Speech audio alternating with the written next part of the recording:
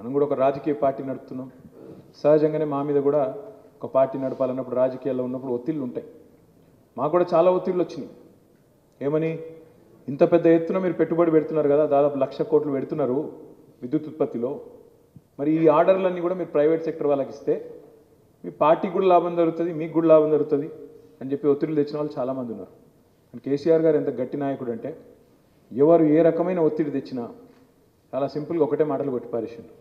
ఉద్యమంలో నేనే చెప్పినాయా public sector undertaking కంపెనీలకి ఎట్టి పరిస్థితుల్లో నేను పబ్లిక్ సెక్టర్ అండర్టేకింగ్కి ఇస్తా అని చెప్పిండు. చెప్పినట్టే జెన్కోనే చేయమన్నాడు, మొత్తంగా జెన్కోనే నడపమన్నాడు, BHELకి ఆర్డర్లు ఇచ్చిండు.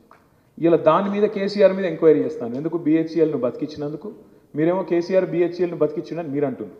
ఇలా దాని మీద కేసీఆర్ మీద ఒక ఎంక్వైరీ నడుస్తాను. నువ్వు ఎందుకు చంపలే BHELను? చంపకుండా ఎందుకు కాపాడినావు? పబ్లిక్ సెక్టర్ను చంపేయాలి కదా, మనము చంపేసి ప్రైవేట్ వానికి సంపద పెంచాలి కదా, అదానీలు అంబానీలను కుబేర్లను చేయాలి. నువ్వెందుకు BHELను బతికించినావు, నువ్వెందుకు జెన్కోన్ బతికించినావు అని ఇలా కేసీఆర్ మీద ఎంక్వైరీ నడుస్తుంది. ఇది వాస్తవం, ఇది అక్షర సత్యం.